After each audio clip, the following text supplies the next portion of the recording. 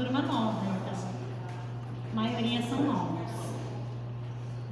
A Meire, vocês três, né? Você não? Aqui, os três. Muito bem, então nós falamos, né, que nós vamos fazer esse caminho, né, com o Padre Klebert, aqui com a Catedral, um caminho mariano, né? A proposta é a gente ampliar, mas começando assim devagar, passos lentos, né? Então, na outra vez nós conversamos sobre a temática Maria, a discípula fiel, né? Foi muito bonito, aprofundamos, né? Principalmente Maria no Evangelho de Lucas, e não vai ser sempre encontros formativos, né? Nós vamos ter retiro, momentos de oração também. Então essa é a proposta, né? E quem quiser vai aderindo, vai entrando no nosso grupo, né? Que é um grupo de vivência da espiritualidade mariana. Nós estamos nesse processo de conhecimento, né? Ah, irmã, nós já conhecemos Maria, vamos Maria, que bom, né? Então a gente vai aprofundar. O conhecimento é assim, a gente sempre busca aprofundar, né? Sempre tem alguma coisa nova, mesmo que seja a mesma coisa dita, mas às vezes é dita de forma diferente, não é assim? E nós estamos em tempos diferentes e isso cala no nosso coração. Então isso é importante. E o meu convite para vocês, amém? É justamente esse caminho que nós estamos começando a fazer, né? Nós que amamos Maria. Eu sou irmã Valdete de uma congregação mariana. Então, nós temos a devoção à Nossa Senhora. E a Nossa Senhora das Flores. Então, por isso a minha vinda para a Catedral também, né? Para a gente acentuar, prolongar essa devoção junto com vocês, tá? Obrigada pela adesão, né? Vamos caminhando juntos, juntas, tá? Eu trouxe essa oração do Espírito para a gente começar rezando, né? Nós estamos na Semana do Espírito Santo, por isso que nós vamos falar de Nossa Senhora e o Espírito. Então vamos começar. Eu peço para a Meire, você podia rezar as estrofes para nós. Pega o microfone e nós vamos acompanhar com devoção, né? Nós estamos reunidos em nome do Pai, do Filho e do Espírito Santo. Amém. Pai querido, Pode. Não vai fazer tudo. Meire não quer rezar sozinha. Vamos rezar juntos? Pai querido, fonte da vida, nós te louvamos, pois em ti somos, nos movemos e existimos. Teu Espírito Criador, presente desde o início, na evolução dos cosmos, baila sobre as águas, sustenta, renova e leva à consumação toda a criação.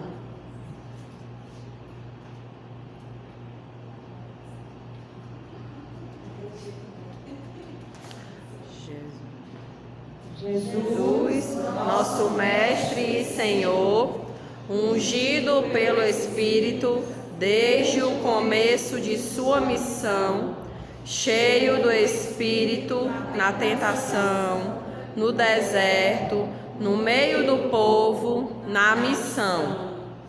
Obrigada, pois nos concedes o Paráclito, o Espírito que nos consoma, nos confirma e nos abre para compreender a verdade peregrina, que só se consumará quando Deus for tudo em todos. Trindade Santa, nós te louvamos, pois viestes fazer morada em nosso meio, e agora nos concedes o dom de sermos templos vivos do Espírito. Nós te louvamos pela tua serva Maria, Mãe de Jesus, agraciada por Deus de forma especial, marcada pela ação fecunda do Espírito, que vem sobre ela como força do Altíssimo, que a reveste com sua sombra protetora e geradora de vida. Ela, como membro e mãe da comunidade, junto com outros discípulos missionários, prepara a vinda do Espírito em Pentecostes. Com ela, proclamamos alegremente: o Senhor fez em nós maravilhas, santo é seu nome. Como ela, vivemos a presença do Espírito Santificador, que não nos tira do mundo, mas sim nos livra da visão mundana. A seu exemplo, somos místicos, homens e mulheres de Deus e profetas, cidadãos lúcidos, críticos e esperançosos, pois queremos. O professor tá bom, né? F5. É porque é a versão mais antiga.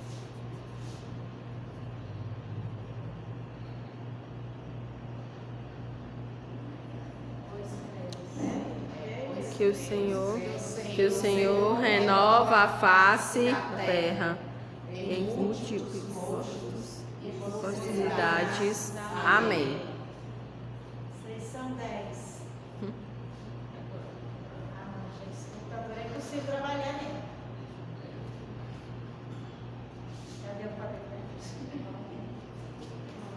É porque eu trouxe o meu, mas não tem um fio que dá no meu computador. Então, o HDMI. E aí o Padre Cláudio trouxe. Venha, por favor. Nos ajudar. Aí o Padre Cláudio trouxe esse computador que, pelo jeito, está mais para lá do que para cá. Pode sentar.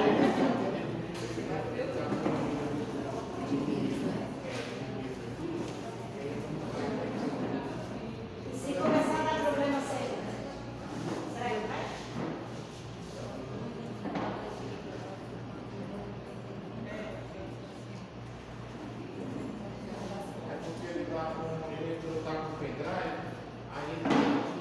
Se ele já fizer, você já estava aí no começo?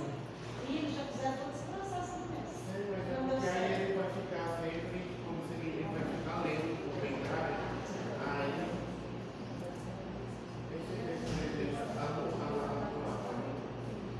Ô, gente. Eu normalmente me previno bem antes, mas eu não tenho tanta chave. você está fazendo o carro no Cara, né? Precisa providenciar.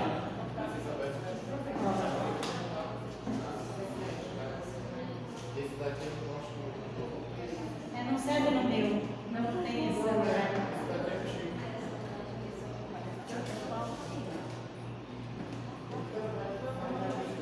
Então, assim, gente, o que eu preparei para vocês hoje, né, foi justamente essa fala sobre Maria e o Espírito, né? Maria, aquela que acolhe o Espírito e nos ensina a acolher esse Espírito também. Preparei em slides, né? Mas eu não sei se vai dar certo. Preparei com muito amor, mas eu não sei se vai dar certo, né? A gente já está esperando um bom tempo antes também, então vamos nos prevenindo.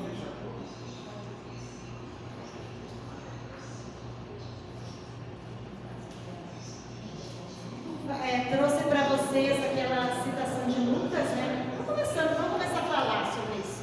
Se não dá certo, ao menos a gente leva uma mensagem, né? Podemos? Então vamos lá. Logo no início, o Evangelho de Lucas nos coloca o texto da Anunciação. Vocês têm presente esse texto? O anjo que vem e anuncia a Maria que ela vai ser mãe de Jesus. Tem um som ligado lá atrás, um pouquinho alto. Que ela vai ser mãe de Jesus, né?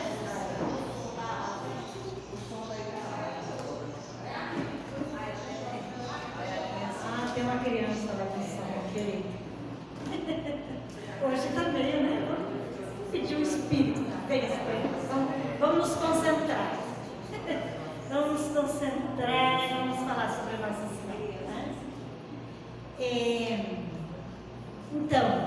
falando do texto da Anunciação, né? Maria, uma jovem de Nazaré, a tradição da igreja sempre diz, era uma jovem, né? Bem jovem, 15 a 16 anos. E Deus escolhe Maria para ser a mãe de Jesus. E aí o texto nos diz, o texto nos diz que o anjo veio anunciar da parte de Deus. Na Bíblia, sempre, quando vem a presença do anjo, ele vem e fala em nome de Deus, né? Então nós vamos seguir aqui. O primeiro texto que nós vamos trabalhar é justamente esse, né? Que o Espírito Santo cobre Maria nesse momento. Obrigada pela ajuda. Então, o Espírito Santo na vida e na missão de Maria, né? A Bíblia, para falar do Espírito Santo, fala de pneuma agion, palavra grega, né? Ele aparece muitas vezes nos 2 primeiros capítulos do Evangelho de Lucas. Nós vamos ver onde que aparece a presença do Espírito Santo no Evangelho de Lucas. Você ficou aí para passar, não é mesmo? Então, olha os textos que aparecem. Depois eu posso deixar esse conteúdo com vocês também, né? Para vocês estudarem, para vocês rezarem. Aliás, nesses nossos momentos, eu já disse isso para vocês, né? Nós vamos fazer momentos orantes também. Rezar com Maria, pedindo a proteção dela, né? Então, um dos momentos, né? Lucas diz, Isabel ficou repleta do Espírito Santo, né? Lucas 1:41. Então o Espírito Santo também é presença na vida de Isabel. Depois Zacarias, né? No nascimento do filho, do seu filho João, ele ficou repleto do Espírito Santo. Lucas 1:67. Então são textos que mostram o quê? O Espírito Santo na vida dessas pessoas também. Depois vamos ver na vida de Maria. Depois Simeão, lembra lá no templo? Simeão, um velho profeta lá no templo, que servia o templo do Senhor noite e dia, né? Ele recebeu o dom do Espírito Santo, Lucas diz. Para quê? Para servir o Senhor, para se dedicar a servir ao Senhor. Isabel fica repleta do Espírito Santo para exaltar a fé e a atuação de Deus em Maria, né? Quando Isabel e Maria elas se encontram, Isabel louva a Deus, né? Louva ao Deus que Maria está gerando. Zacarias, ele fica repleto do Espírito Santo para profetizar e proclamar o precursor, né? Quem é o precursor? João Batista. Por que ele é precursor? Porque ele anuncia Jesus, né? João nunca se faz de centro. João sempre mostra Jesus. Padre Zezinho canta que João é uma meta, João é uma seta, porque ele aponta para Jesus, né? E o Simeão se enche do Espírito Santo para ser testemunha ocular da vinda do Messias, né? Quando Maria e José levam Jesus ao templo, né? Simeão louva e diz: eu não poderia morrer sem ver o Salvador. Pode passar. Falando a respeito de Zacarias, ainda a Bíblia diz: o Espírito Santo estava nele, Lucas 2:25. Fora-lhe revelado pelo Espírito Santo que não veria a morte antes de ver o Cristo Senhor, Lucas 2:26. Irmão, por que está dizendo isso? Para a gente sentir quantas vezes, tantas vezes, aparece a presença do Espírito nos 2 primeiros capítulos do Evangelho de Lucas, né? Então, o Espírito Santo é muito forte nesse Evangelho. E agora a Anunciação, o texto que eu comecei a conversar com vocês antes, de medo que não ia dar certo aqui, né? Mas deu, graças a Deus. Então, na Anunciação, depois da pergunta de Maria, né, o anjo vem, anuncia a Maria. Nós não vamos ler o texto, porque eu acho que todos vocês conhecem, tá? Vocês são de comunidades, né? Então, vamos dar por pressuposto, né, que a gente lembra o texto que eu estou falando, né? Maria indaga, né, quando o anjo vem fazer a proposta de Deus para ela, que ela vai ser a mãe de Jesus. Maria indaga, Maria pergunta. Ela diz: como é que vai ser isso? Se eu não conheço homem algum? Era uma jovem de Nazaré, né? Ela não tinha namorado, ela não estava predestinada a casar, né? Então ela fica surpresa, né? E o anjo Gabriel lhe responde: olha que o Espírito Santo em Maria, né? É a primeira vez que nós temos presente na Bíblia dessa presença do Espírito Santo que cobre Maria, né? O Espírito Santo virá sobre ti e o poder do Altíssimo vai te cobrir com a sua sombra. Maria fica plena do Espírito, né? É promessa de Deus. E aqui é muito significativa a identidade entre o texto de Atos, que depois nós vamos ver, na espera do Espírito Santo, Maria à espera do Espírito Santo, junto com os outros discípulos, né? Que diz assim: recebeis uma... Atos 1:8. Recebeis uma força do Espírito Santo que descerá sobre vós, né? Atos também acentua esse Espírito Santo que vem sobre as pessoas, né? Maria recebe esse Espírito Santo de uma forma especial. Podemos passar nele. Lucas 1:35 nós vimos, né? O Espírito Santo virá sobre ti e te cobrirá com sua sombra. O que é isso? Cobrir com sua sombra se refere ao poder de Deus que protege e ajuda o ser humano, né? Sentir-se cobrido pelo Espírito Santo como uma sombra é sentir-se protegido pelo poder de Deus. E assim é a vida de Maria, né? Ela se abandona nesse poder, né? Ela não tem forças. Como é que vai ser isso, né? Se abandona na fé. Nós já vimos no outro quem estava, né? Dizendo: essa é uma atitude de Maria que faz dela discípula fiel, que faz dela discípula perfeita. Ela não sabe, é um ato de fé, é um ato de uma fé madura, né? Naquele momento se abandona e Deus, o Espírito Santo, a protege, né? Esse relato contém um elemento de grande valor. Qual é, irmã? Qualifica e determina a atitude de Maria, né? Porque ela se entrega, a sua aceitação voluntária e livre da geração de Cristo nela, né? Ela diz sim, é na liberdade, né? Deus não impõe, propõe, e Maria acolhe e diz sim, né? Ela não é um elemento passivo somente na ação divina, né? Ela questiona, lembra? Como é que vai ser isso?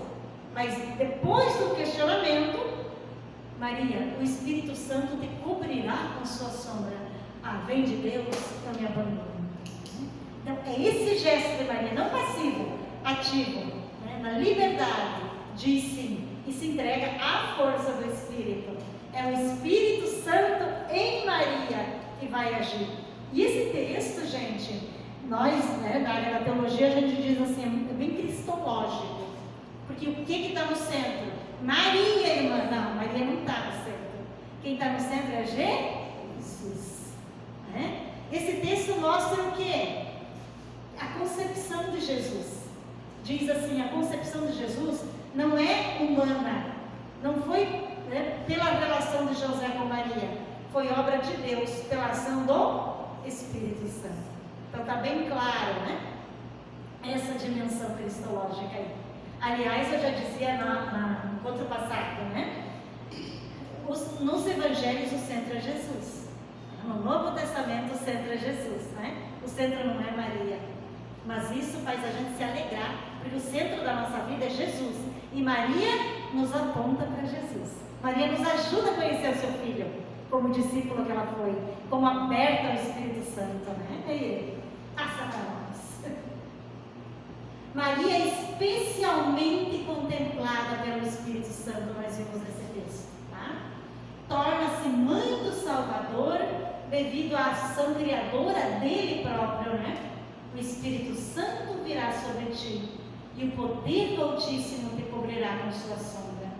Por isso, aquele que vai nascer será chamado Filho de Deus. Aquilo que eu dizia para vocês. O que está no centro aí? Jesus. Ele é Filho de Deus. E Maria gera o Filho de Deus. Mistério infinito, né? É obra do Espírito e não obra humana. Eu coloco umas gravuras aí para a gente contemplar também. Eu acho assim, tem gravuras assim tão significativas, né, gente? Olha, o Espírito, né? Todas elas destacando o Espírito. Aqui no quadrinho em cima está o batismo de Jesus. O Espírito desce em Jesus, né? No batismo. E aqui, o Espírito de Deus. E aqui é a transfiguração, né? Então há uma relação clara da ação do Espírito da anunciação, né? Com os dois momentos chaves da missão de Jesus também. Aliás, o Espírito conduz, né, toda a missão de Jesus. O Pai, o Filho e o Espírito, a Trindade Santa, né, agindo aí em toda a missão também de Jesus. No batismo, o céu se abriu e o Espírito Santo desceu sobre ele. E do céu veio uma voz. Qual é a voz? Tu és o meu Filho amado. A voz de Deus. O que o Evangelho nos diz aí, gente? É o reconhecimento que Jesus é de Deus. A origem de Jesus é divina. Mais uma vez o Evangelho nos diz isso, né? Com clareza. Depois da transfiguração, né? Estava ainda falando quando desceu uma nuvem que os cobriu com sua sombra. E da nuvem saiu uma voz que dizia: este é o meu Filho amado, escutai-o. Mais uma vez a voz do Pai, né? E o reconhecimento de Jesus como Filho de Deus. E a nuvem, irmã, né? Faz nos lembrar a nuvem que cobriu Nossa Senhora lá na Anunciação, lembra? A nuvem que a cobriu e a deixou repleta do Espírito Santo, né? Podemos fazer essa relação. Isso significa envolver, proteger, revestir com a glória divina, né? Maria foi revestida com a glória divina através dessa nuvem. Esse pacto lembra também a nuvem que cobre a tenda do encontro, ao acompanhar o povo de Deus na peregrinação do deserto rumo à terra prometida. Aquela nuvem de Deus que protege o povo na sua peregrinação. O que é essa nuvem?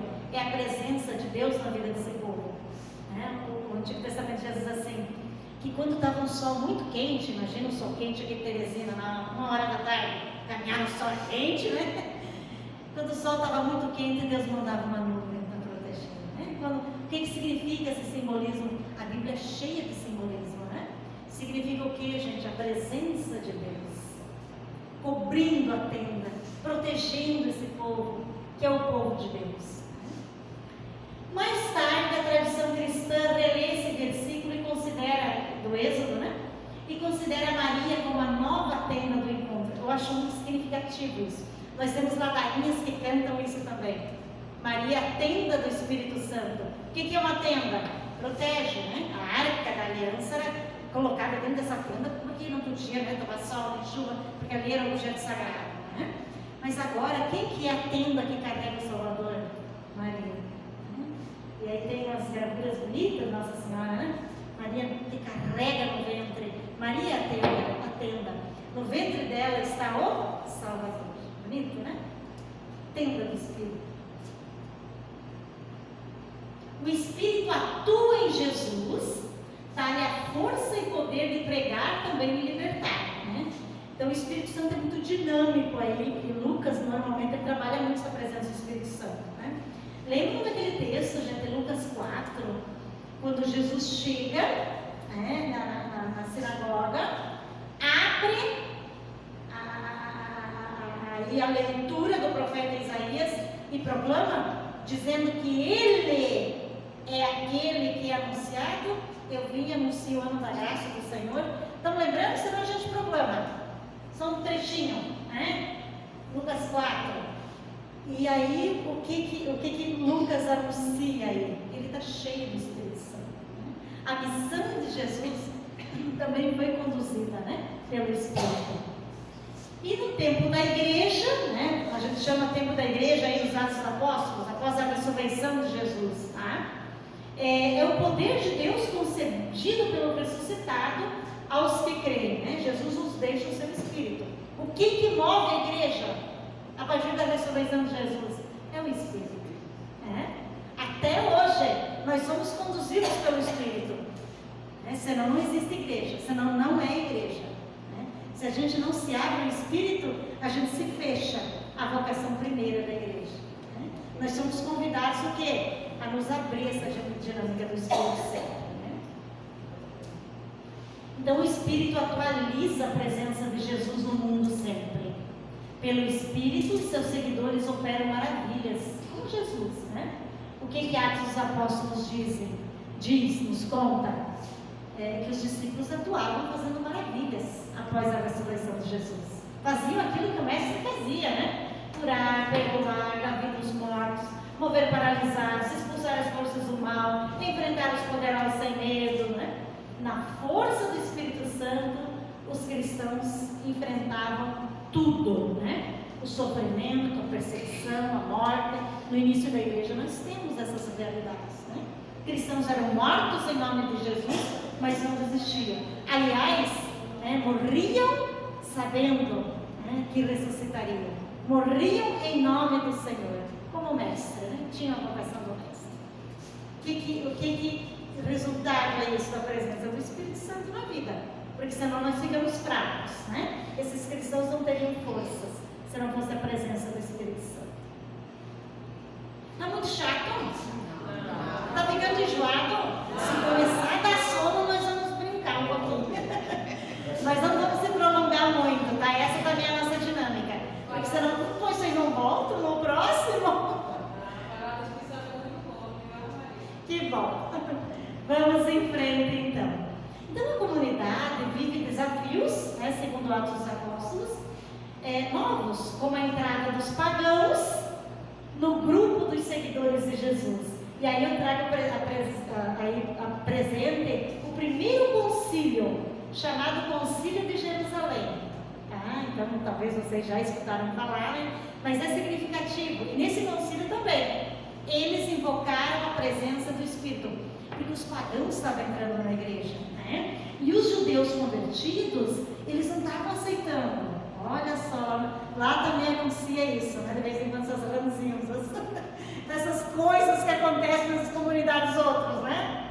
Estou brincando com vocês para dizer, existem brigas, né? Vamos deixar os que eles precisam, né, fazer então as mesmas práticas que nós judeus fazemos, enfim. E aí fizeram esse concílio para definir algumas práticas na igreja. Vejam, gente, desde os Atos dos Apóstolos havia esses concílios, né? O que são concílios? São reuniões onde os coordenadores, né, bispos, enfim, né, ali Paulo, Pedro, Barnabé participaram, os líderes, né, para decidir práticas na igreja. E até hoje essa é uma prática na nossa igreja. Então isso é importante, né? É uma igreja que caminha junto, é uma igreja que decide junto. Né? Na nossa atualidade, como que nós podemos dizer? É uma igreja? Né? Também, mas quando a gente, o que a gente está vivendo hoje? Uma igreja. Olha que bonito que vocês estão dizendo com os termos da igreja, mas o sínodo que nós estamos vivendo hoje? Sinodal. É? Uma igreja sinodal que decide junto, né? Aí não é só os bispos, não. Quem participa agora nesse sínodo, estão participando leigos também com voz ativa, né? As mulheres, depois o Papa Francisco também abrindo. Então, é uma igreja sinodal. É uma igreja sinodal desde o seu início, né? Que toma as decisões juntas. Os sínodos são para isso, né? Os concílios, sínodos, né, são para isso. Certo. E agora Maria e o Espírito Santo em Pentecostes. Nós já vimos, né, que lá na Anunciação, Maria recebeu o Espírito Santo. Se abriu ao Espírito Santo e disse sim ao plano de Deus na sua vida. Né? E por isso ela gerou na fé. Né? Porque ela teve fé que ela gerou Jesus. Ela se abandona nas mãos de Deus, sem saber. Isso é fé, né? Muitas vezes na nossa vida a gente passa por essas situações, não é verdade? A gente diz, Deus, tome conta. Eu não sei o que está acontecendo, eu não dou conta. Isso é fé, se depositar. A Maria teve essa atitude. Depositou-se nas mãos de Deus e sentiu amparada pelo Espírito. O Espírito abre caminho, gente. Depois a gente diz, só pode ter sido Deus. É o Espírito Santo de Deus nos sustentando. Quantos de nós já fez essa experiência? Não é? Estou vendo pessoas mais de idade também. Quantas experiências bonitas, né, que a gente faz com Nossa Senhora, com a presença do Espírito na vida. E agora em Pentecostes. Bonita presença de Maria lá no início da igreja, esperando o Espírito Santo, né? Então, assim, nós olhamos para o início, quando ela gerou Jesus, né? Mas com certeza esse Espírito conduziu Maria até morte e ressurreição, né? Pentecostes. Foi o mesmo Espírito conduzindo a mulher Maria, a discípula Maria. Né? Para quê? Para que ela continuasse sendo fiel ao plano de Deus na vida dela. O Espírito, ele não acontece um momento na vida da gente. Pode ter momentos fundantes, momentos bem fundantes, importantes, mas ele permanece na nossa vida, né? E pede para que a gente permaneça aberto também. Então Maria participa da ação criadora do Espírito individualmente no seu próprio corpo, né? Lá na Anunciação. E toma parte da ação coletiva do Espírito em Pentecostes. Na Anunciação era ela sozinha. Em Pentecostes ela está junto com os discípulos e discípulas de Jesus, né? Ali no meio da igreja. Eu acho muito interessante que todas as quadros, as pinturas de Maria, ela vem no centro, né? Em Pentecostes, percebam isso. Pesquisem, né? Ela está sempre no centro da igreja, assegurando a fé dos discípulos. Mas irmã, ela não é o centro, né? Mas ela tem um papel central ali. Porque a igreja ainda estava nascendo. E ela é fortalecedora da fé dos discípulos. Eu acho que ela dizia, vamos ter fé, Jesus, né? Ele não vai nos deixar sozinhos. É a mulher de fé, fortalecendo a comunidade, né? Esse é o nosso papel nas comunidades, gente. Maria nos ensina a ser orante, né? É a personagem central, né? Na encarnação participa discretamente do mistério da difusão do Espírito Santo a todos os povos também. Pode passar. O paralelismo, né? A comparação entre o relato da Anunciação e a vinda do Espírito Santo no dia de Pentecostes. Coloquei as duas gravuras aí, né? E em cima a Anunciação, está o anjo ali bem discreto, né? São muitas pinturas da Anunciação também. Uma mais bonita que a outra, né? Dá para a gente pensar. Ali está o Espírito Santo, né? Aquela coluna de luz sobre Maria. E aqui, mais uma vez, Pentecostes, ela no centro, né? Ambos os momentos, a existência de uma participação ativa e pessoal da Maria. Isso que eu dizia antes. Maria participa ativamente, tanto na Anunciação, né?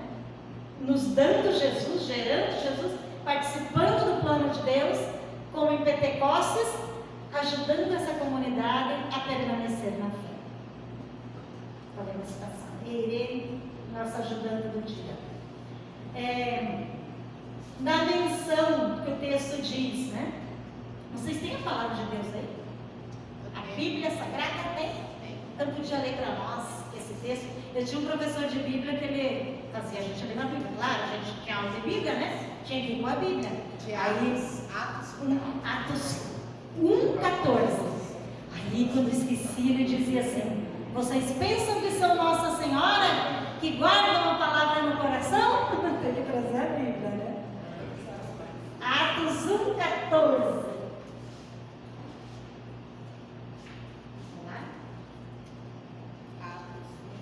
Lê bem alto para nós. Todos eles perseveravam unanimemente na oração, juntamente com as mulheres, entre elas Maria, mãe de Jesus, e os irmãos dele. Quer dizer, todos eles, o grupo de discípulos, né? Ele nomeia também, tem outro versículo que ele nomeia os discípulos, tá? Junto com algumas mulheres e Maria, a mãe de Jesus. O texto dos Atos dos Apóstolos acentua que ali está Maria, a mãe de Jesus. Vocês sentiram isso? Podia dizer junto com algumas mulheres, mas Maria era importante, precisava nomeá-la, junto com Maria, a mãe de Jesus. Então vejam a importância, para dizer isso no texto bíblico, é sinal de que ela tem uma importância muito grande na comunidade, como testemunha de fé. Então trata-se da mãe de Jesus, né? Com toda a significação que esse título supõe. Não somente mãe no sentido biológico, né? Nós dizíamos no outro encontro, quem participou do outro encontro entende direitinho, né? Nós dizíamos, gente, Maria primeiro foi a discípula fiel, foi mãe no sentido, né, de dizer sim a Deus, não somente biológico, porque primeiro ela disse sim, depois foi mãe. Então a importância de Maria é ter dito esse sim na fidelidade a Deus, né?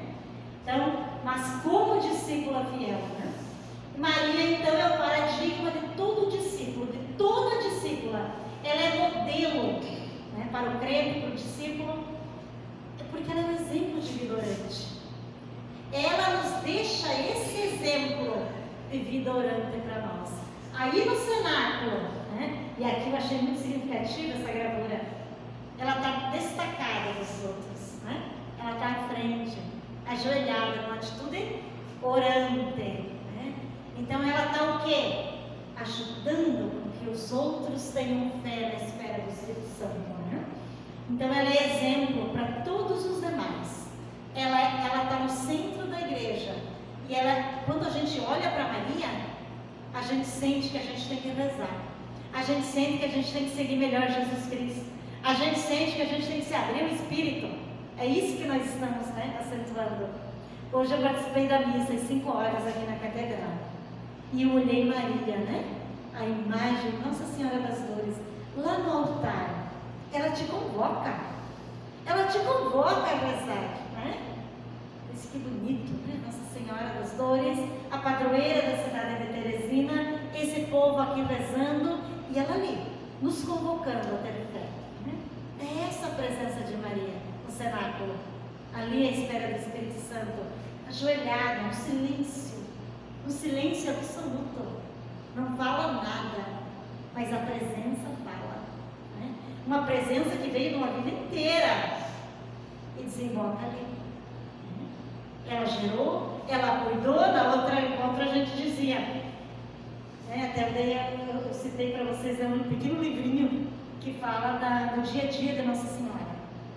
O livrinho do Rudolf Smoff, não sei se ele ainda está, né, aí nas livrarias, mas ele fala assim da Maria Mulher, mãe, Maria que educa Jesus, que troca as fraldas de Jesus, e a gente fica, mas ela foi mãe, que faz comidinha para Jesus, que limpa a casa, mulher do seu tempo, né? O dia a dia da vida de Maria. Ela gerou, ela cuidou, ela fez Jesus caminhar, ela participou, daí nós dizíamos assim no encontro passado.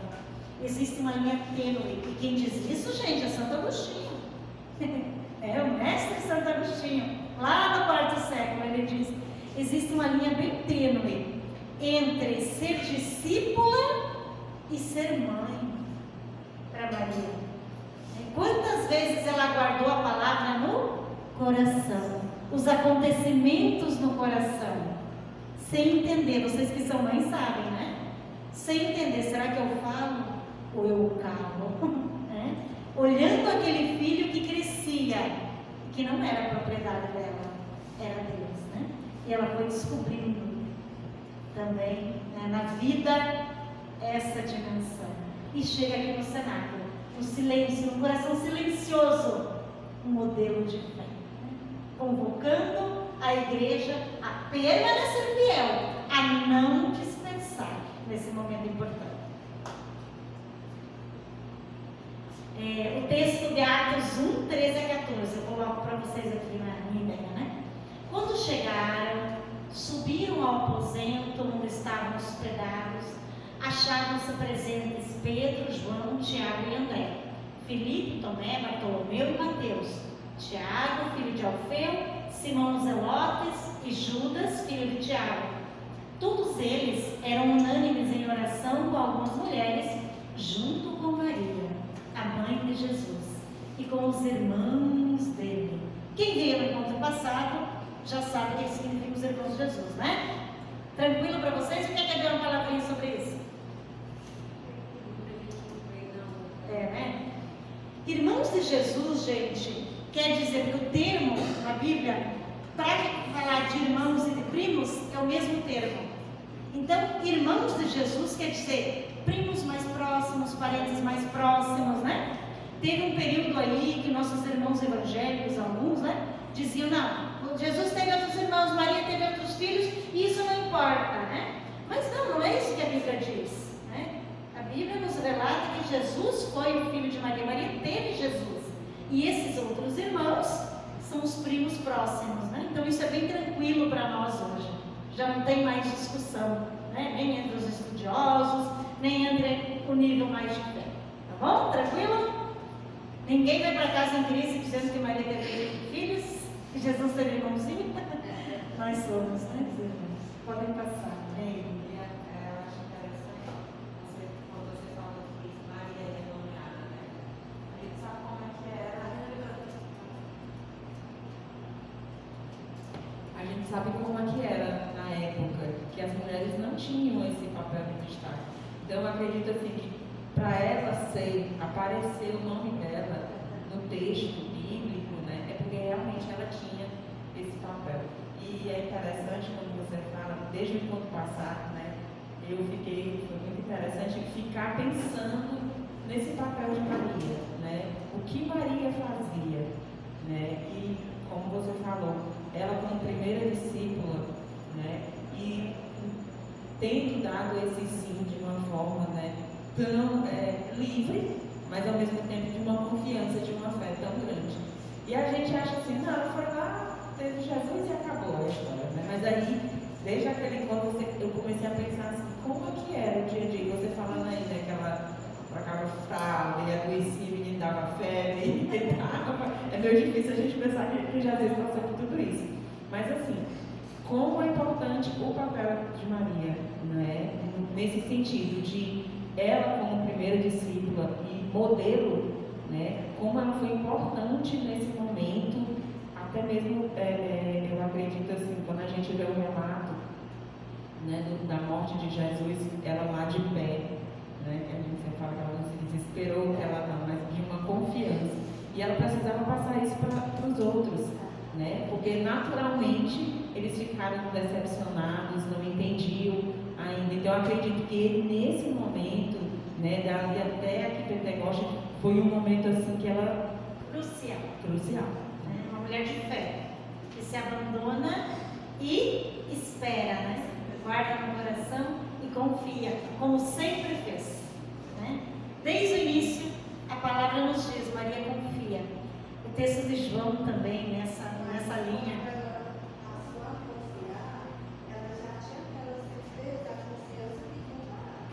Como é que é?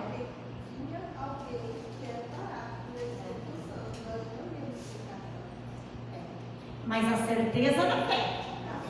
Né? Então, assim, o abandono. É isso que dá a ela mérito. Porque a gente pensa, às vezes, em Maria, assim, como a Maria diz, plim, plim, plim, mágico, né? Estava tudo prontinho para ela, foi tudo fácil, porque Deus cobriu ela com o Espírito Santo, plim. Não, né? Ela se abandona nas mãos de Deus. E quem se abandona nas mãos de Deus, Deus protege. Mas o caminho não é fácil, não. A mãe perdeu Jesus, o filho na cruz. Né? Um sofrimento humano muito forte. Né? É assim, olhar para Maria e na Semana Santa, a gente olha para Maria e tenta entender os sentimentos de uma mãe. Né? Então, assim, não estava tudo prontinho. Ela foi humana e viveu esse processo, né? É isso que dá a Maria o mérito. Vou dar para vocês rapidinho, né, a minha experiência. Faz um ano que eu perdi meu irmão mais novo de acidente e foi assim uma dor terrível, né? Quem interge, aí as pessoas queridas sabem, né? Porque a gente, é uma dor assim que toca na gente. Eu sou teóloga, né, de formação, tenho doutorado em teologia, sou professora de teologia, amo, né? Assim, a minha vocação de freira vem junto, né? Com a minha vocação de teóloga. E assim, nesse momento a gente recua um pouco e sofre. Né? E a gente quase pergunta para Deus, né? Porque, embora a gente sinta que... E foi na época da Semana Santa, né? Então, olhar para Nossa Senhora das Dores, no meio daquele sentimento todo, dor, muita dor, né? Eu olhei para Nossa Senhora das Dores. E sabe que me veio assim, meu Deus, me ajuda, mãe, né? Nos ajuda. Porque o sofrimento dela também. Né? Então, isso é fé, né? Essa é a dimensão de... E aos poucos a gente vai fazendo experiências diversificadas. Ela sofreu muito. Né? Não adianta a gente querer tirar a dor de Maria. Ela sofreu muito vendo o filho na cruz. Né? Que dor para uma mãe. Diz que uma mãe perder um filho é a dor maior do mundo. Né? É muito mais do que filho perder mãe, é muito mais do que filho. Né? Olha a dor de Maria. Firme, a Bíblia coloca. Não sem dor, mas de pé. Essa iconografia de Maria de pé quer dizer com fé. Não perdeu a fé no seu Deus. Nunca. E aí, aqui se coloca de joelhos, acredito, né? A espera do Espírito e sendo fortaleza para essas outras pessoas. Né? Acreditando que Deus é o Deus da vida e não da morte, né? Nos momentos mais difíceis. Enfim, já passou bem. Os apóstolos todos foram apresentados pelo nome aqui, né? Segue um grupo de mulheres, aquilo que eu já dizia para vocês, que ficaram anônimas, né? Mas o nome de Maria foi acentuado. Pode passar nele, que nós já falamos sobre isso. Eu não sei que horas são, não quero ficar muito tempo aqui cansando vocês. Estão cansados? Que horas são? 8h10. Podemos ir até umas 15 para as 9? Podemos? Beleza, então. Vocês aguentam? Com certeza. Combinado. Então tá. Atos 2:1 narra que todos estavam reunidos no mesmo lugar, né? Esse todos, indeterminado, pode se referir aqui um título de curiosidade, né, gente? Pode se referir àqueles 12 que foram nomeados, ou então a um grupo bem maior, que depois Atos 1 coloca ali, né? Mais ou menos umas 100 e poucas pessoas. Pode ser que esses todos, né? Sejam essas 100 e poucas pessoas. Mas o fato importante para nós é que Maria estava ali. Os discípulos estavam. Pode ser um número maior de pessoas. E Maria, mãe de Jesus, estava ali, sustentando todos, né? Atos 12:14, né? Mostra que Maria faz parte da igreja. Ela está com os apóstolos, com o grupo de mulheres que nós já falamos, com os irmãos de Jesus, que são esses parentes mais próximos, né? No centro primeiro da igreja. É bom a gente acentuar isso e a gente sentir que sem Maria também não tem igreja. Jesus é o centro, irmã, sim. Jesus é o centro, né? Mas Maria sempre esteve na nossa igreja, desde o início. E ela nos aponta para Jesus, né? Como Maria, nós seguimos Jesus. Nós não podemos entender a igreja sem Maria, né? E todos esses textos nos relatam, né? Eu não sei como que fazem essa reflexão, né? De Atos, no início da igreja, dos Atos dos Apóstolos, e não se coloca a presença de Maria, né? Presença importante de Maria. Maria está presente na oração da igreja dos inícios. Isso é importante, gente. Quando a igreja reza, né, ela está com Maria. Dizendo em outras palavras, Maria ajuda a igreja a rezar. Se nós temos Maria na igreja, nós somos uma igreja orante. Eu acentuo, nossa querida catedral, Nossa Senhora das Dores é a nossa padroeira, né? Nós não podemos ser uma igreja que dispersa, que não reza. Nós somos convidados, né, a rezar. E, aliás, seguir a espiritualidade, que em outro momento a gente vai falar, né, Meire? Sobre a espiritualidade de estar aos pés das cruzes. Né? O que os une é o Espírito Santo. Mas Maria está aí esperando o Espírito Santo. Santo, aguardando o Espírito Santo, né? Claro que não é Maria que une a igreja, mas ela nos orienta a acolher o Espírito que une. Maria permanece fiel ao Espírito. Isso que o texto diz, né? Sempre fiel. Maria está no centro da comunidade orante que o Espírito une como igreja. É o Espírito que une, a graça de Jesus Cristo. Mas Maria está nesse centro, nos ajudando a acolher essa graça. Maria está no novo povo que Cristo inicia. O que é isso, irmã? Esse novo povo que forma a igreja, o novo Israel, né? Passa de mãe a discípula de Jesus na igreja também, né? Então, ela passa de mãe a discípula, isso que eu dizia antes, que linha tênue. Onde está a divisão entre ser mãe e ser discípula? Nas bodas de Caná, no Evangelho de João, João diz que faltou vinho numa festa de casamento, Maria foi lá e intercedeu, né? E depois ela olhou para os funcionários, lá para os servos, e disse assim: façam tudo o que ele vos disser. Né? Olha Maria apontando para Jesus. Ela se torna pedagoga da fé. Ela diz: todos vocês, hoje para nós ainda na igreja, né? Essa voz de Maria que ecoa: façam tudo o que ele vos disser. Então Maria não se coloca no centro. O centro está Jesus. Ela é também discípula do Filho. Viu que importante? Ela mostra Jesus para nós. Ela diz: façam ainda tudo o que Jesus disser. Esse é o testamento de Maria, né? João diz, os exegetas dizem, esse é o testamento de Maria e João. O texto apresenta Maria naquela que é a primeira oração da igreja, né? Já dissemos. Ela está presente quando a igreja reza. Ela ensina a igreja a colocar essa espera do Espírito, que a guia no caminho como peregrina. Esse título, Maria Peregrina, acho que vocês disseram, a igreja peregrina, vocês também disseram antes. É a igreja Lumen Gentium, no documento Vaticano II, fala, é a igreja que caminha nesse mundo, até chegar à glória celeste. É a igreja peregrina. Né? Então ela ajuda com que a gente se abra ao Espírito, com que a igreja se abra ao Espírito, porque nós precisamos do Espírito enquanto peregrinamos nesse mundo. Precisamos do Espírito para ser fiel a Deus, né? E olha, gente, o concreto da nossa vida, cada vez que nós, pessoalmente, ou como comunidade, nos fechamos à voz do Espírito, a gente só faz besteira, não é verdade? A gente começa a se fechar com picuinhas.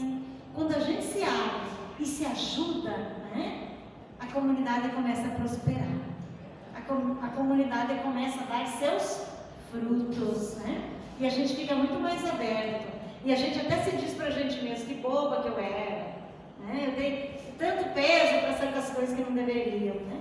O Espírito, ele expande, ele une. Tudo aquilo que desune não é do Espírito, né? Se a comunidade está presa em algumas coisinhas que não vão, né? Inveja, ciúme, o que mais, né? Enfim, não é do Espírito, né? Aí a gente precisa se unir mais, invocar o Espírito, né? Ter consciência, pedir discernimento, para que a gente ultrapasse. Onde tiver pessoas, gente, sempre vai ter desavença, né? Mas essas desavenças, elas não devem fortalecer a nossa desunião, né? Que daí não é do Espírito Santo. E Maria nos ajuda, né? A gente se abrir essa dinâmica do Espírito. Podemos passar nele. Certo, né? No Evangelho de João, então, vamos falar bem rapidinho, tá? No Evangelho de João, né? O que nós vamos pegar e quais textos? João 2, as bodas de Caná, e Maria ao pé da cruz. Coloquei ali nas gravuras, né? Aonde que aparece, irmã, nas bodas de Caná, o Espírito Santo? Na verdade, não aparece o termo Espírito Santo, né? Mas, nisso que eu dizia para vocês antes, tá? Bodas de Caná é aquela festa que faltou o vinho e Maria intercede. Maria estava lá, né? Maria estava no meio daquela festa e viu, né, com o olhar perspicaz dela, ela viu que alguma coisa não ia bem. E aí, invocou o seu filho Jesus, né?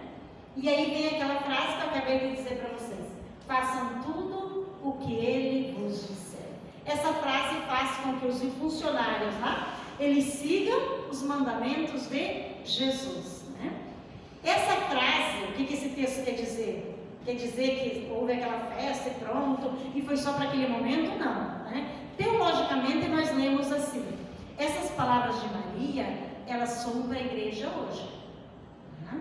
Então, cada vez que nós, como os discípulos e discípulos de Jesus, fazermos o que Jesus disser, o reino cresce. E isso é o Espírito Santo atuando. Quando o reino de Deus cresce entre nós, é sinal do Espírito. Então, o que Maria faz? Ela convoca a gente: se abra a palavra de Jesus, que daí o Espírito Santo vai ter força no nosso meio. Me fiz entender, gente? Podem perguntar. Perguntem. Coloquem, perguntem, vamos dialogar um pouquinho, né? Senão vocês vão cansar de me escutar e vão dizer: pode falar. Eu vou fazer aqui só um paralelo sobre a questão de Lucas e João. Eu vou começar lá da anunciação, tá?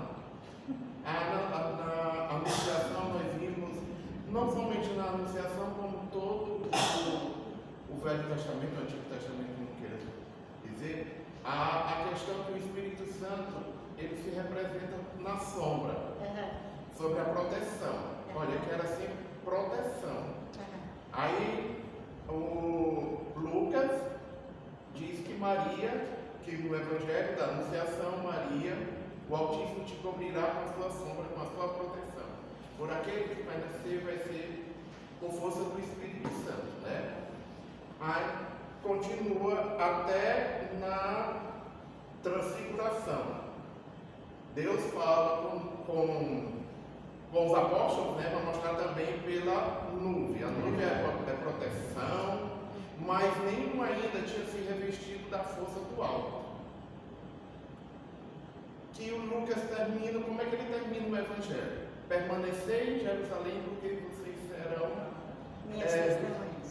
serão pela força do alto, revestidos. Aí vamos para Pentecostes. Já não existe mais sombra. Por quê? Porque Jesus ressuscitou e ele é a luz do mundo, que tanto o Evangelho de João fala. Se ele é a luz do mundo, o Espírito Santo não virá mais como sombra, mas como a força do alto, que é as línguas de fogo. E a partir daí, toda a força do Espírito Santo tem essa questão de luz, de força, é tanto que os discípulos, junto com Maria, eles estavam reunidos, e Maria também foi iluminada pela força do alto, pela força desse poder do Espírito Santo. Aí eu acho interessante que no Evangelho de João, nos capítulos 16 e 17, que ele fala da vinda do Espírito Santo no 16, e no 17, que é a questão da oração sacerdotal de Jesus, ele vai falar sempre dessa questão, dessa força do alto que virá com o Espírito Santo, que sempre, e a partir daí, de toda a igreja. A simbologia, né? A gente tem que tomar cuidado, porque senão a gente acaba assim acentuando aspectos da simbologia, né? Que sempre aparece na Bíblia, claro, que não tem um significado, né? Mas que talvez não é tão central. Quando se fala em sombra, né? Quer dizer, não é que a sombra é contrária à clareza, à claridade. Não, eu tá? sei. Mas a proteção continua, o Espírito Santo continua sendo protetor. Não, né? eu sei, eu estou lhe dizendo que eles E o ficavam. Espírito também, ele é simbolizado pelo vento, Sim, pelo é ar, interessante que pelo eu fogo, dizer, que pela vem pomba. Ele vem pela rachada, então é uma força que impulsiona.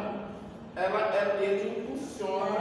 Aí, então, a partir daí, toda a igreja ela tem que ser impulsionada, né? Então nós vivemos esse momento desse Espírito, Pentecostes. Certo. Alguém mais? Porque quando eles colocam de fato a oração, eles querem mostrar que Maria está revestida do Espírito. É só simbologia. Uma simbologia para dizer, né? Tudo que ela faz agora é pela força do Espírito. Podemos passar mais um pouquinho para ver João? Pode passar. As bodas eu já expliquei mais ou menos como que o Espírito aparece, né? Pode passar? Pode passar. Senão vocês vão cansar, vai todo mundo embora e vai me deixar sozinho aqui. E ai daí, né? Passa. Aí.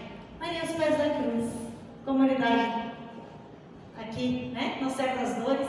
Maria ao pé da cruz. Nossa Senhora das Dores. A nossa espiritualidade.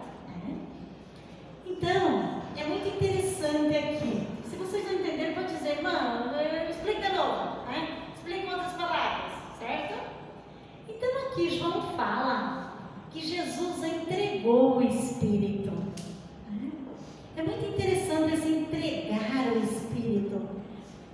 Parece que revela assim, uma voluntariedade, né? Na cruz, Jesus entrega o Espírito, um dos momentos finais aí da vida de Jesus, né? Então, em João, Jesus se comporta como um protagonista ativo, confiando a missão à sua mãe e ao discípulo amado, que se cumpra a Escritura, inclusive no momento de sua morte, né? Inclinando a cabeça, ele entrega o Espírito. Pode passar nele que a gente continua explicando, né? João 7,39 diz, ele falava do Espírito que deviam receber aqueles que tinham crido nele, pois não havia ainda Espírito, porque Jesus ainda não fora glorificado. Mas na cruz, que para João é a hora da glorificação, é muito interessante, gente, porque o evangelista João, ele coloca esse momento da cruz de Jesus, né? Da morte aí, do padecimento também, como um momento bem glorioso já. Olhem na Semana Santa, na Sexta-feira Santa, qual o evangelho que a gente acompanha? De João. É toda a narrativa de João, né? Ele coloca Jesus na cruz mesmo, como aquele que morre, se entregando, não padece tanto, padece, mas é assim, é glorioso. Tu olha para a cruz e você acredita já na ressurreição, né? Quando João fala, é assim o evangelho potente. Jesus se entrega, como um cordeiro vai para o matadouro, levando sua vida até o fim, né? Então o evangelho que nos coloca Jesus nesse sentido, né? Ele se entrega, mas claro, se entrega porque se entregou em toda uma vida, né? Então, a glorificação em João aparece nesse momento que ele entrega o Espírito, né? Para um novo povo, né? Representado também, claro, ele entrega para o Pai, pode passar, Meire. Ele entrega o Espírito a Deus, né? Mas ele confia a sua comunidade a quem? Vocês lembram? A Maria, né? Ele dá João por filho a Maria. Quem é João? O discípulo amado.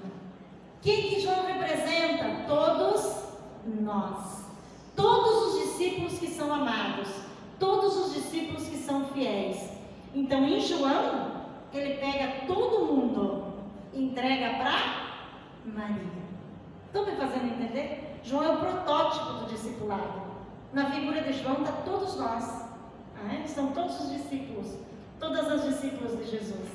E Maria é a igreja que recebe, acolhe. Então a entrega do Espírito no Evangelho de João acontece, na verdade, depois da ressurreição. Nós já sabemos disso, né? Quando ele vem lá, aparece aos discípulos, aos 11, e diz, né? A paz esteja convosco e o Espírito Santo desce sobre eles, né? Mas aqui já é uma forma dele proteger, né? O seu Espírito volta para Deus e ele confia João a Maria, né? Maria é a mãe que vai cuidar desses discípulos. Então, de alguma forma, estou me fazendo entender, Meire? De alguma forma, o Espírito de Jesus, né, o Espírito Santo vai proteger essa igreja, que, entre aspas, agora, até a ressurreição fica sem Jesus. Nós temos uma devoção na nossa congregação do Sábado Santo, que é o seguinte: no Sábado Santo nós rezamos a solidão de Maria. Nós podemos rezar juntos um dia. A solidão de Maria. Maria que segura a fé do povo, que segura a fé da igreja. Maria que segura a igreja. Um dia eu falei isso. Eu fui fazer agora na Semana Santa, num colégio das irmãs por aí, eles amam vocês. Mas não é necessário. E tinha bastante evangélico funcionário. E eu falei isso, eu só vi na plateia assim. Eu disse, Maria segurando a fé da igreja no Sábado Santo. Eles não aceitam muito, né? Mas é uma forma da gente dizer, na nossa fé, liturgicamente, Jesus está morto. Desceu à mansão dos mortos. Ainda, liturgicamente, não ressuscitou. Quem que está segurando a fé da igreja? Maria. E nós rezamos isso. Os servos e servas de Maria. Na nossa congregação feminina e masculina. A gente reza a solidão de Maria. Né? Que chora a morte do filho, mas permanece firme na sua fé. É nesse momento, né? Que Jesus entrega, então, pode passar nele. Jesus entrega João como filho a Maria e Maria como mãe a João, né? Cristo inclina a cabeça para entregar a alma. Ele dirige o seu espírito em direção também desse grupo amado que está junto da cruz, né? A entrega do Espírito simboliza a doação do Espírito Santo, ou o Espírito de Jesus, que, como eu já disse, de alguma forma fortalece Maria e todos os discípulos que estão na figura de João, né? Da igreja em gestação. A igreja está em gestação. Por que, irmã, que a igreja está em gestação? Porque Jesus diz assim, mulher, eis o teu filho. Filho, eis a tua mãe. O que é isso? Uma igreja em gestação. A Maria está nessa igreja que acolhe. E João é a figura do discípulo, da discípula que é acolhido pela mãe igreja. Né? Então a igreja está em gestação. E lá nos Atos dos Apóstolos, já nasce. Olha, imagem bonita. Nasce, fortalecida pelo Espírito Santo, enviado pelo próprio Jesus. Eu vou, mas enviarei o Paráclito, né? Então essa igreja que é gestada e que nasce. Podemos passar meio que ligeiro, que o povo está com pressa e nós vamos para casa daqui um pouquinho. Pode passar, já explicamos, né? Nós vamos lá para o final agora. Lá para o final. Passando. Aí. Então, concluindo, gente, essa nossa conversa, nós vamos trazer para a nossa atualidade. Olhamos para o Evangelho, fomos iluminados pelo Evangelho. Irmão, foi um pouco rápido hoje, é verdade.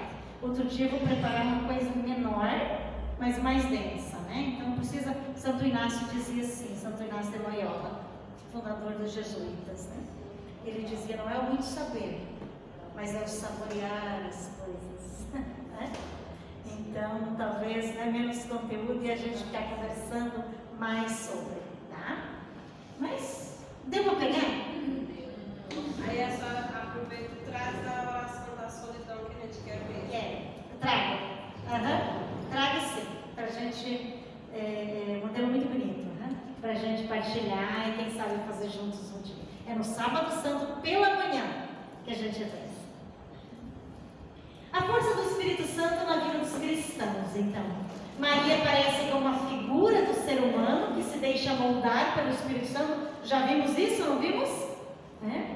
Nela o Espírito habita, faz morada, toca a corporeidade, a subjetividade, os desejos, as ações. O que é isso, irmã? O Espírito Santo entra no ser de Maria e move Nossa Senhora, né? Olha o que João Paulo II fala da Nossa Senhora. Olha que bonito. A caminhada de fé de Maria, que vemos a orar no cenáculo, é mais longa do que a dos outros que aí se encontravam reunidos. Maria precede-os, vai adiante deles. O momento do Pentecostes em Jerusalém foi preparado pelo momento da anunciação em Nazaré. Espírito na anunciação, Espírito aqui no início da igreja, né? No cenáculo, o itinerário de Maria encontra-se com a caminhada da fé da igreja. João Paulo II diz, né? O caminhar de Maria é mais longo do que o caminhar dos outros, né? Por quê? Por todo o trajeto de vida dela, aquilo que a gente dizia antes, né? Uma mãe que gera, que espera, né? E que caminha na fé, olhando para o filho que cresce, né? Esse filho é o Filho de Deus, né? Se extasia diante dessa verdade de fé, nesse mistério que ela mesma gerou. E o Papa Francisco, que fala de Maria e do Espírito, olha aí, ele fala: o Espírito Santo e Maria são juntinhos na nossa missão evangelizadora. Juntamente com o Espírito Santo sempre está Maria no meio do povo. Ela reunia os discípulos para o invocarem, né? Ele cita esse texto de Atos, né? E assim tornou-se possível a explosão missionária que se deu em Pentecostes. Ela é a mãe da igreja evangelizadora, e sem ela não podemos compreender o espírito da nova evangelização, né? Diz a Evangelho Gáudio, Papa Francisco. Olha que Maria e o Espírito estão juntinhos. Então, usadas essas palavras do Papa, né? O Espírito que dá vida, renova por dentro os homens e as mulheres e os chama para cuidar da vida. Sem o Espírito, gente, nós seríamos muito pacatos, né? Nós não teríamos sentido, a nossa vida seria muito pesada. Nós seríamos pesados, chatos, ignorantes. Só pensaríamos em ter, produzir, e aí, né? Precisa também do seu equilíbrio. Vamos passando. O Espírito Santo faz com que as pessoas de diferentes línguas, culturas se entendam. É isso que o texto bíblico mostra para nós, né?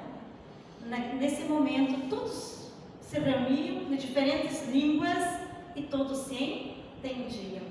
O Espírito dá para a gente essa possibilidade, gente. Nós somos diferentes, né? Nós viemos de famílias diferentes, nós temos jeito diferente, mas nós somos convidados o quê? A se unir, se entender. Nós temos a mesma fé, né? Estava olhando na fila da comunhão, gente, nós temos o mesmo objetivo.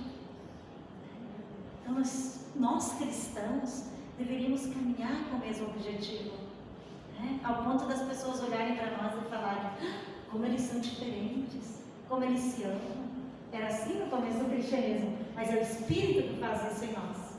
Toda vez que a gente se fecha, a gente sente dificuldade. Quando a gente se abre, a gente vê possibilidades, né? Perfeitos ninguém é, mas a gente vê possibilidade de crescer, de amar mais, né? Enfim, estar no Espírito significa superar os preconceitos, as fofocas, as discórdias e por aí vai. Nós poderíamos trazer uma lista, né, gente? Infelizmente. Em favor do diálogo sempre, do respeito, da colaboração recíproca, né? Aquilo que a gente dizia antes. Somos pessoas que vivem em comunidade e somos chamados, né, a viver essa unidade. Ufa, irmão, terminou! Alguma coisa a gente tem, alguma palavra, alguma colaboração. Foi muito chato? Foi ótimo. Eu reconheço que foi um pouquinho assim. Conteúdo. Mas na próxima, né, nós vamos assim, né, saborear mais. Tá? Eu sei que o momento para vocês também à noite, né? Cansativo. Eu também trabalhei hoje. Foi bom?